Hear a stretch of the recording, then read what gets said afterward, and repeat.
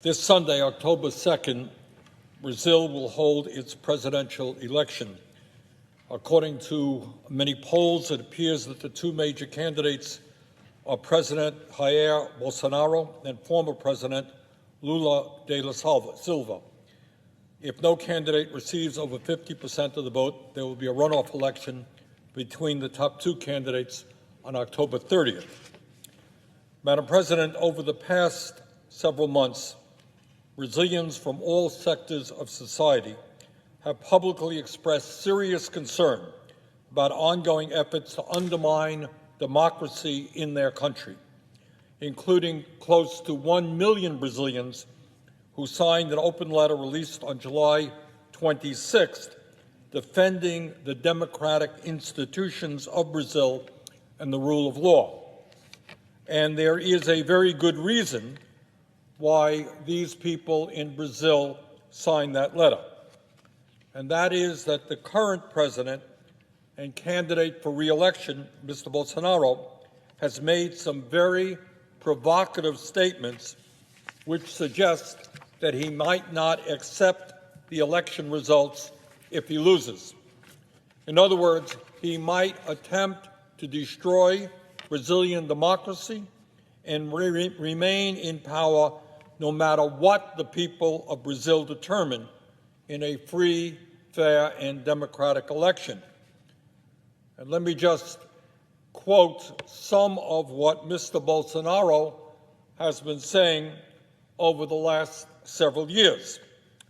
Back in September 2018, before he won his election, Bolsonaro stated, and I quote, "I will not accept an election result that is not my own victory," end of quote.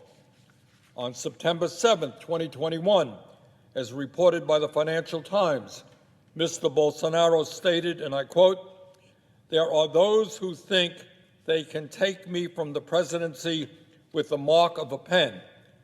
Well, I say to everyone, I have three possible fates: arrest, death, or victory. And tell the bastards I'll never be arrested.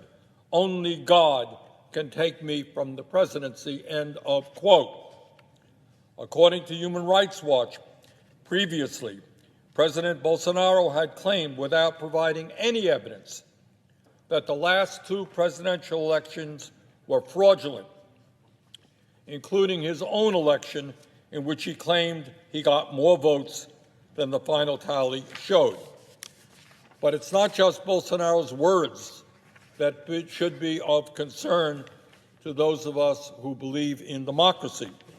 According to a recent survey by the Federal University of the state of Rio de Janeiro, Brazil is experiencing a 335% increase in violence directed against political leaders in 2022 relative to 2019.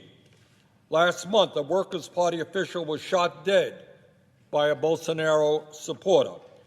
Yesterday, Reuters reported that the federal police guarding former President Lula da Silva, who is the current front-runner to unseat Bolsonaro, sent a classified memo to senior colleagues across Brazil calling for backup in order to protect Lula from possible assassination attempts.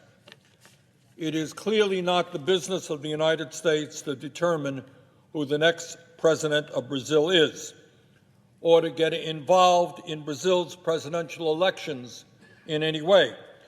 That is a decision to be made solely by the people of Brazil through a free and fair election. But it is the business of the United States to make clear to the people of Brazil that our government will not recognize or support a government that comes to power through a military coup or the undermining of a democratic election. In that regard, I have asked and received unanimous consent today for a resolution that I introduced with Senator Tim Kaine.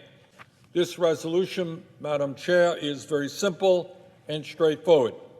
It does not take sides in Brazil's elections.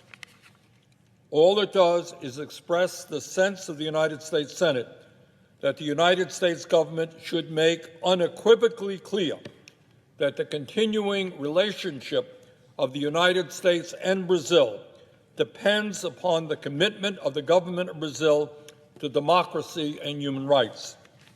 It urges the Biden administration to make clear that the United States will not support any government that comes to power in Brazil through undemocratic means, and to ensure United States security assistance to Brazil remain compliant with our laws related to the peaceful and democratic transition of power.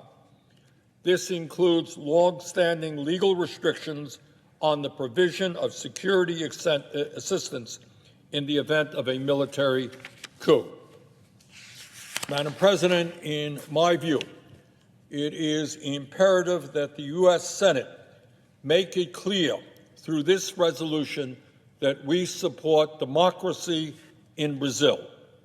It would be unacceptable for the United States to recognize a government that came to power undemocratically, and it would send a horrific message to the entire world if we did that.